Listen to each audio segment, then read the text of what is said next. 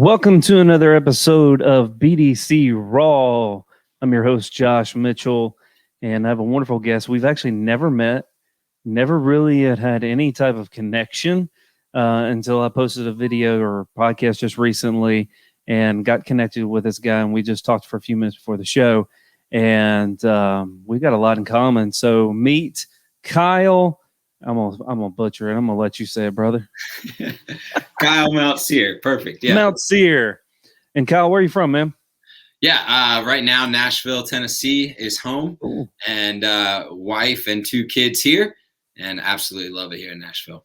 Oh, wonderful Nashville. I used to be in Kentucky. Where in Kentucky? Oh, that's unfortunate. Where in Kentucky?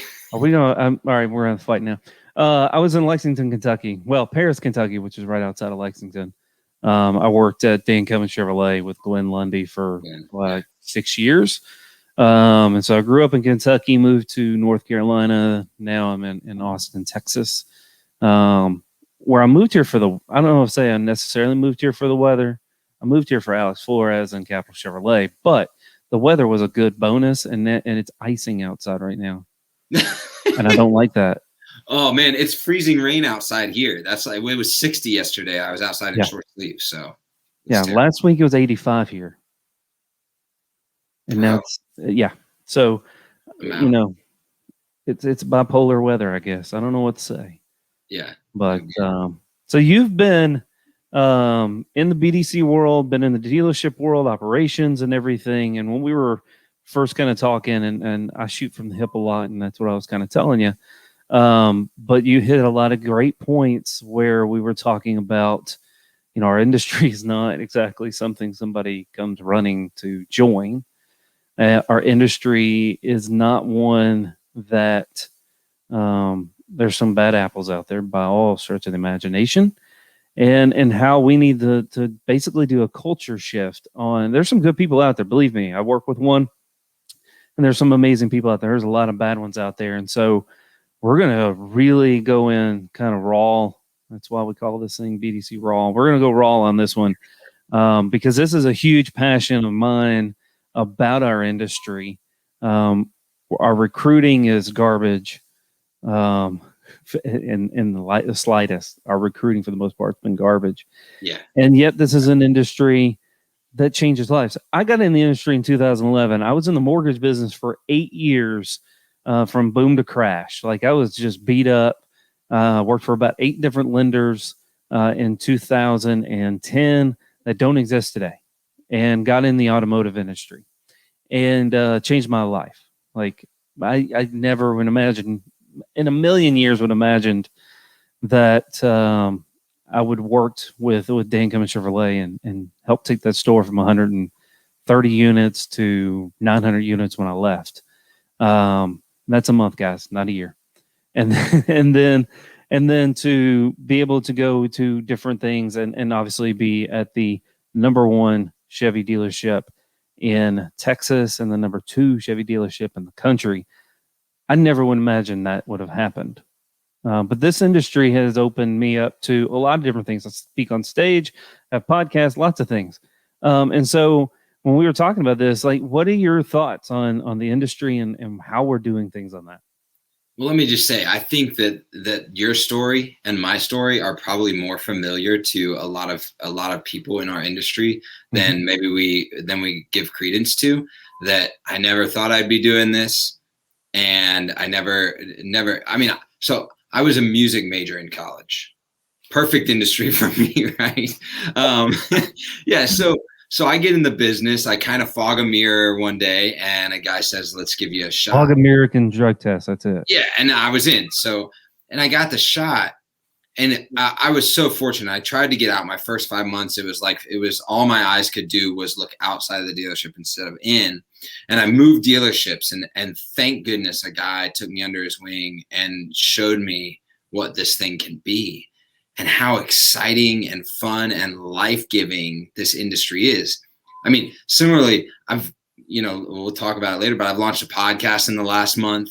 I've had the opportunity to meet incredible people. I met Josh Cummins last week, and we were chatting over at Cummins, the Cummins group there, and guys like Glenn Lundy and yourself. And there are so many incredible people in this industry.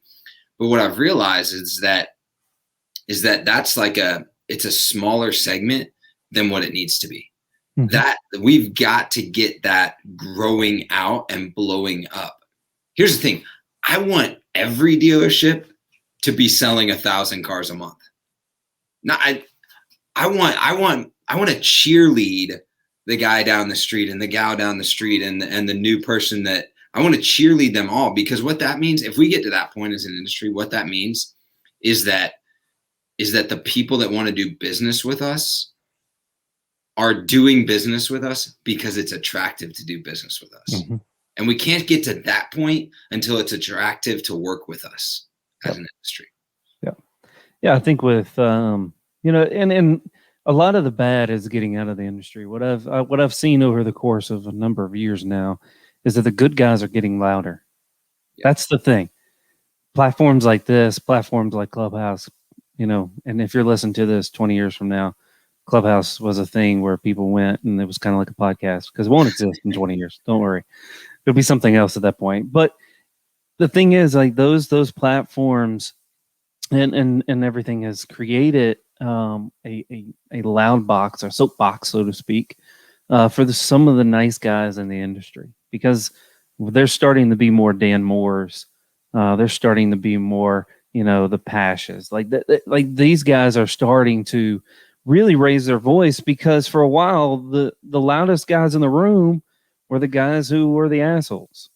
I mean, that's what happened in our industry. Was the loudest people were the ones that were not doing business the way that it should be done, and kind of got all the credit for it, while us nice guys kind of were quiet. And now, well, the nice guys, I may drop the F-bomb 30 million times, but I'm still a nice guy.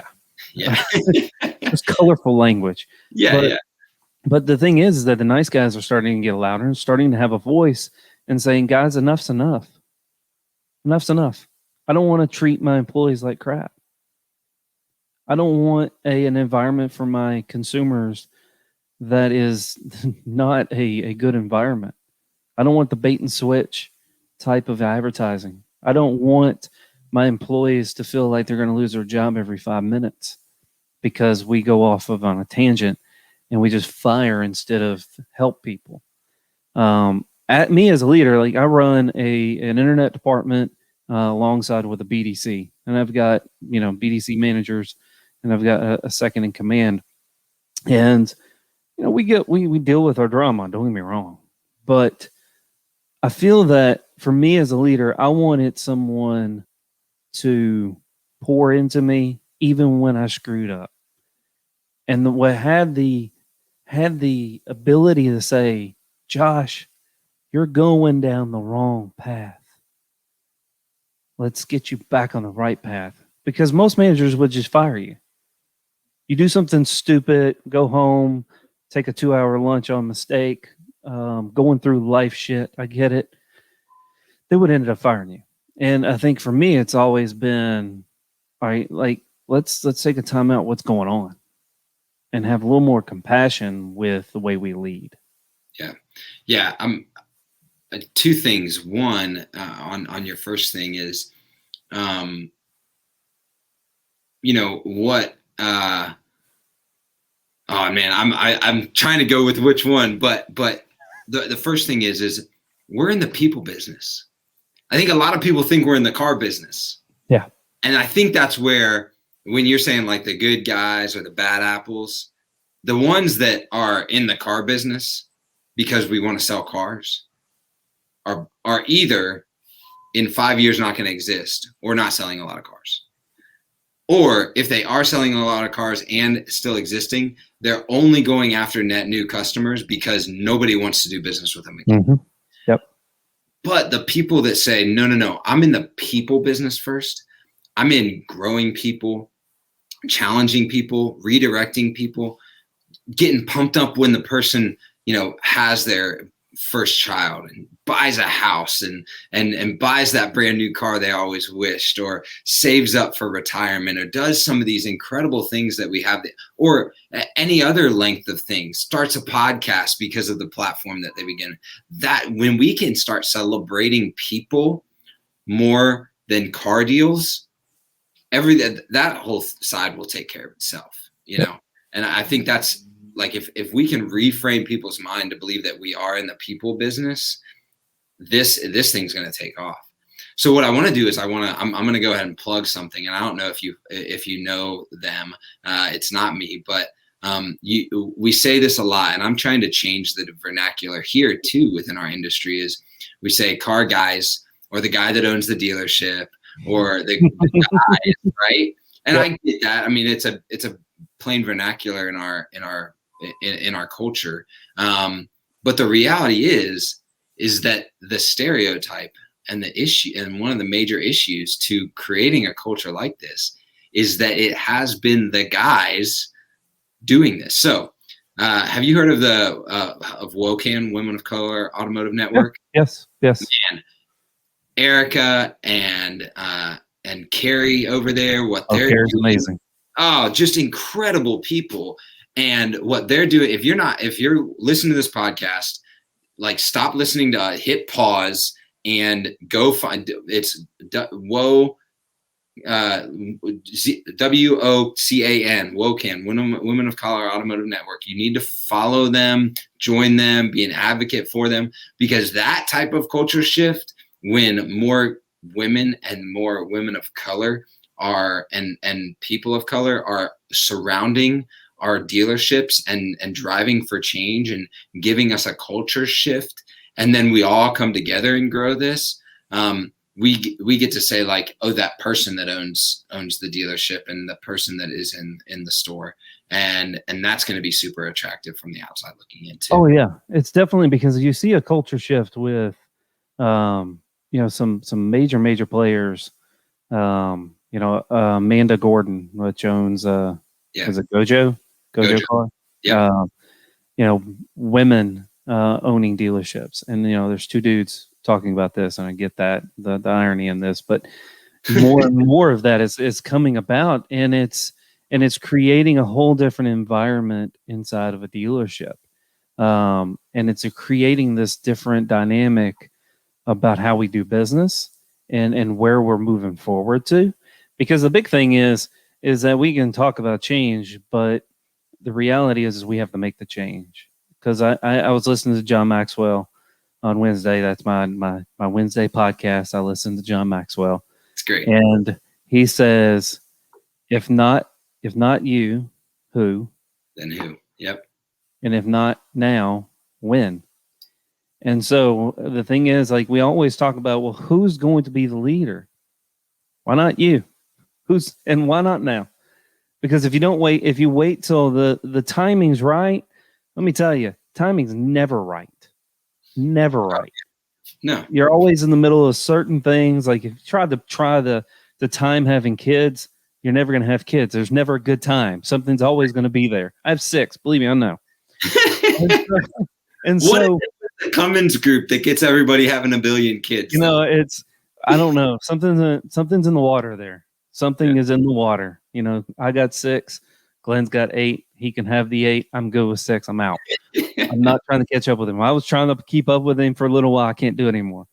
Yeah. But the thing is, like, if you want to talk about being like the change that needs to happen in the industry, why not you? Why not me? That's the thing right now, is that that's the biggest thing about different platforms, is that we can now speak the change and put it into action. Like, I can tell you, I go to work every day and I pour into my people, and it's not just my department that I look at. Like, I'm talking to the sales guys, I'm talking to finance guys, I'm talking to sales managers, and I'm just providing, like, look, I've screwed up enough to let you know you shouldn't do this or you shouldn't do that. I've screwed up enough. I know this. Learn from my mistake and don't go down that path. And so, but it's allowed me to pour in, because if I've always looked like, who's going to be the leader? Who's next? Well, why why are you waiting for somebody else to come save you? Save yourself. Let's go. Let's go. Yeah. No, that's exactly right. I have a wonderful friend. His name is Chuck Geschwin, and Chuck is he's a pastor and elder over a bunch of churches in the Southeast, and kind of just is a guy that loves to be involved in people's lives and support leaders. He asked me a question one day. He said, "Who's the most influential person in your life?" And I was like, I don't know. Probably my wife. And he said, "Who's the most influential besides Jesus?" I was like, "My wife, my boss." He was like, No, you got it all wrong. See, the most influential person in your life is you. Like, blew my mind. And it's so true. But this is what's crazy about that. Some people are like, "Oh, I'm not a leader." No, you lead yourself every single day. You make decisions. The most difficult person to lead. Yeah, you're the most, because you're always fighting with yourself, right? But you're leading something inside yourself every single day. You're leading a certain type of person. You're making a certain type of decisions. You may not be leading yourself well, but you are leading something. And so you have the capacity as a person, and anyone that feels the same that we're feeling, that's listening to this podcast, has something in them that has the capacity to lead. Whether it's one person or 50, you have a leadership influence within your circle. And there's some that have a greater capacity for leadership influence and have a greater circle, and some that have a smaller. But we need every single one of those people. We can't just have and you said it earlier. There's a lot of people, that are getting that voice, getting that stage, that are the louder voices in the room, that are saying what we're saying right now. But it has to translate down to the people that would consider themselves the smaller voices in the room. Because those, honestly, this is what's crazy. Those voices will be the most impactful in our industry. They'll be the ones that really, really start to generate grassroots level change. Yep. Yeah. And I think that's the biggest thing is for me, I'm auto famous, so to speak. I'm only famous in the automotive space. And, it's a funny thing that Joe Webb and I continue to talk about, but we're only famous in the automotive space. But I think for me, it's as a leader in the industry and in my space, it's taken that small little bit of time to pour into someone that may need it. It's that being open no matter what. Having my phone out, I get messages from people all the time, and it's maybe they're running through. They don't want to hassle me. Like, I know you're busy. I'm like, no. What do you need? I'm here to help. And I think more and more of us that are in that top need to make sure that we are opening ourselves up to the guys who have some that are going to make such a huge impact. Yeah, but don't realize it just yet. They just don't know. Realize I poured into a young lady in Michigan, and she was in the BDC, and I was like, she was all nervous about speaking one time at Auto Dealer University, or the Auto Dealer Live, and I was like, you got this. Like you have so much to say, and I think some of them get a little bit gun shy because they don't want to say something stupid. As first off, we've all said something stupid. Believe me, listen back to some recordings of mine. I've said some stupid stuff. Don't worry. Real stupid stuff. but it's the reality that these people are the ones that are coming up in our industry, that if we don't create a good environment, if we don't create ability for change and forward movement for these people, they'll leave our industry. Yeah. And then we're right back where we're at. We're hiring the wrong people, and we have turnover, and we have no one to really future leaders except for maybe some PhDs. The Papa Has dealership. That's the only people that are going to be left to run our dealerships. And so It's one of those things we have to make sure we're pouring into those people. It doesn't matter if they're early in their career, if they have a stupid question, because believe me, I had stupid questions in 2011. I probably still have stupid questions actually.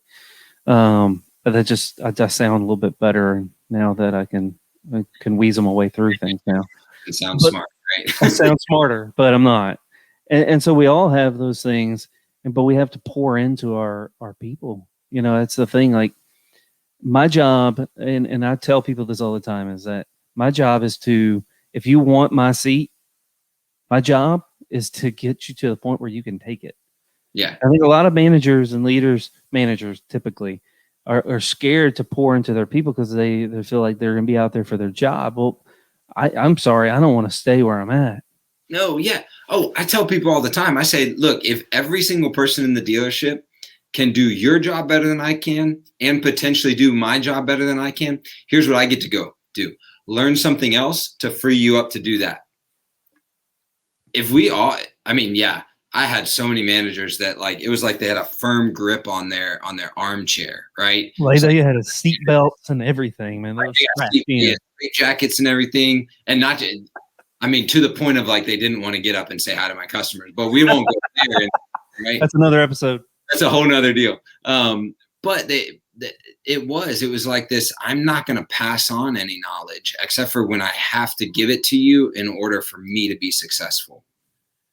Instead of going, I want to give you knowledge so that, and I want to pour into you so that you can be successful.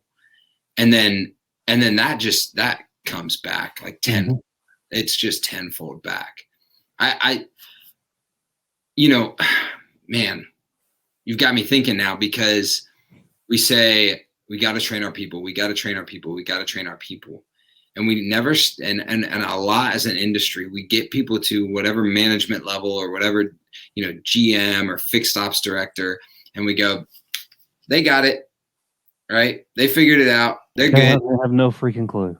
And there's so much more for them to learn, especially, I would say that if you're like in an executive sort of position and you've got managers, start training them on people skills. Not like once they get to the manager level, they've seen enough deals. They know how to structure a deal. They know how to, write an RO. They can do all of the practical steps. We've got to, and there's some accountability there, and we still got to, train like the process. But more importantly, once people get to that level of leadership in our stores, we need to be pouring into them from a personal psyche, from a understanding the way that people are created to live and learn, and to go about their day, and to how to manage them. And I'm so blessed. I've got leaders that pour into me. We are. My COO is always handing me a new book. He's like, I just read this. You got to read it. I just read this. You got to read it. I'm like, okay, yeah, let's go. Right. Open up that book and go to town. But that's the type of encouragement that I think will really start that'll have a massive impact on everybody in the store. Oh yeah. I think a lot of times when we go from being any type of mid-management up and into GM and everything above, I think a lot of times we make it to that point and then we stop growing. We think, well, I made it. And then we don't realize the people aspect of it, because the people aspect is the most critical. Like you said, you can teach somebody, you can know how to structure a deal. You can know how to write an RO. You can know everything about customer service and how to create a deal and sell cars and sell whatever you're selling. Can you actually lead people? And that's the big one, is a lot of times we don't teach the leadership, because leadership changes every day. Like it's something that there's the basics. You look at the 21 Infutable Laws of Leadership by John Maxwell. Like there's rules, but every day is something different. And every day is going to throw its different challenges. Every day is going to push you in the wrong and right directions, and how you react to it. And I think the human aspect of it is that as a leader, I have to understand I'm going to screw up. Number one, I will screw up. I will lose my temper. I'll do something stupid. I'll say something stupid. But I'm human. And and understand, and coming to your people like, look, I'm human. I'm going to make some stupid mistakes. I know it. I know I'm not always right. I know I'm not always perfect. And so understand that's me as a human, and I need you to understand that. And as long as you guys understand that, let's go. And having those conversations with your people, that you're here to help. I tell my people all the time, I'm not here. You don't work for me. I work for you. Yeah. Plain and simple. Like, whatever you need me to do, I'll do it. Like, let's go. Like, your job, I'm gonna hold you accountable for doing the things you need to do, but you also need to hold me accountable to the things that I need to do.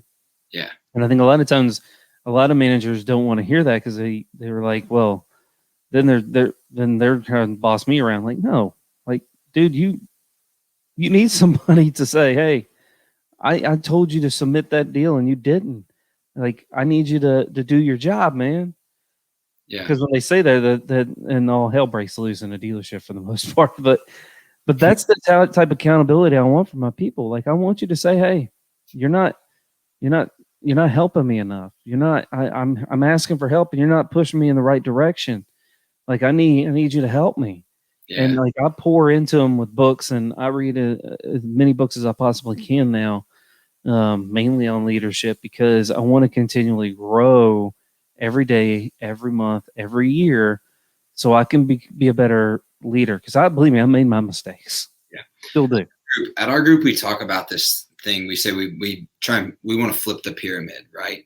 Mm-hmm. So that the higher you go in our company, the more people you have to serve, right? So we use those hand motions a lot, like in our employee meetings. Because the more responsibility and the more leadership you're given, the more people you have to serve in our company. You get the opportunity to lift them up, to serve them. And that mentality allows you, it really frees you up to like go into a conversation going, how do I serve? How do I help? It's been game changing for me. And I like you said, I'm working on that like crazy. And I think what I'm realizing as I get, and I'm not that old, I'm only 33, but as I get older, is that the humility to say, I was wrong, I am wrong, I'm sorry, I failed you, I failed myself. Those types of words, when they come out of our mouths, our people they grab them, they leap toward them, because that's honesty, it's humility, it's to be human. I think you kind of alluded to that. Like, we're just a bunch of humans being humans together. We just have different roles and responsibilities within our stores. And if we can agree that we're all just humans being humans together, and we're all jacked up in some way, then we're going to be a lot more honest with each other, and we're going to be able to succeed together more. Yeah. And I think when you look at from the recruiting standpoint, how do we get more and more people into our industry, is that we have to demonstrate this. Like, I think that's the biggest thing, is that, okay, now we have the human side of what we do, and we're good people. That means the people that work for us, our employees, are going to tell other people. Yeah. Like, if you want it to be a great place to work, create a great place to work. Right. If you want your people to recruit people to work there, create an environment that makes them want other people to work here. Yes. It's so simple. If you want more people to work for you, get your people wanting more people to work with them for you. Mm-hmm. Because the strength in that is insane, because, I mean, we all know the best employee is the referred employee every time. Because what happened is that person goes, oh, wow, this is the best place to work. You got to come work here. And then they pour into that person. They now have a leadership role with that person. And so you just created that leadership cycle within that referral and within that. And then as that spills forward, you just get more and more. You get that repeated throughout. And yeah. I love that. It's this accountability thing. Like, if I bring you on, I'm gonna hold you accountable. You're not gonna make me look like an idiot. Yeah. Because the next time I need somebody to come work here, they're gonna be like, hey, do you remember Susie or 5-Car Freddy? Yeah, right. Like, no, we don't take recruits from you anymore, because they're garbage. And so you do have some personal responsibility when you bring somebody in, because it's like you bringing somebody into your home. Like we spend more time yes, we spend more time at our dealership sometimes than we do in our actual home. And so you're bringing somebody into your home, and that's why you have to be careful who you bring in, because they will screw up culture real quick. And so, but also you want to be able to have that person then have a good career and start their momentum in their advancement in their career, and then they bring somebody else, and then they bring somebody else, and then you have this amazing team that works well together because they've kind of recruited each other. Yeah. And you know, it's almost like a cult. And I know that sounds crazy, but it's like a cult like following. You know, Yeah. you look at what Lundy and myself did it, and Josh Cummins did. Like that was a cult, man. Like you still to this day, say something bad about somebody that works there, and I'll fight you. Like it's like that's what we are. Yeah. And but we created this massive culture that we didn't have to really worry about. Like if we needed 10 people, we could get them. Hey, who do you know? Who do you know? Who do you know? And we'd pour them in there. We're still working. It just creates this buzz, because then it creates the buzz when you have a dealership that's rocking. It creates the buzz in your community. Like, what are they doing over there? Like they sell that many cars. Oh my God, they do what? Their employees are extremely happy. They're buying all kinds of stuff. They're always in our restaurants. And then all of a sudden, as that community grows, your people grow, and you can build your community in your dealership, because ultimately you've built this amazing culture, and people want to work for you. It makes it a whole lot easier than putting an ad out or hiring. And I have no issues. I've had to do it in the past, but not having to worry about hiring a recruiting company to come in and guess about what you want. Yeah. Um, Man, that's going to be life-giving to our industry. I think it's going to happen. That's the thing. Mm-hmm. I'm wholeheartedly convinced that we're on that trajectory. Like there are enough people rowing the same way right now. We're on this trajectory. It's not slowing down. And so if you're not on board, you got to jump in the boat or go to some other industry, because we're moving. Like you and me and Lundy and Bob and Glenn Pash and man, I was on the phone with Tim Cox and Micah Burkholz, and I'm dropping names because I've just loved these people, Erica and Carrie.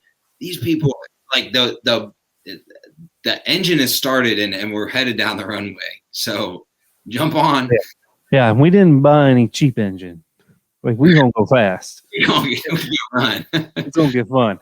And that's the thing, like with this industry, you know, it has created more and more amazing people that are speaking up, and these platforms have created, you know, people who are saying enough's enough, and here's the real raw and dirty things that happen, and here's why it doesn't need to happen anymore, and here's what I'm going to do about it. You know, and that's been my whole thing, is like, I got in this industry. I am not a car guy.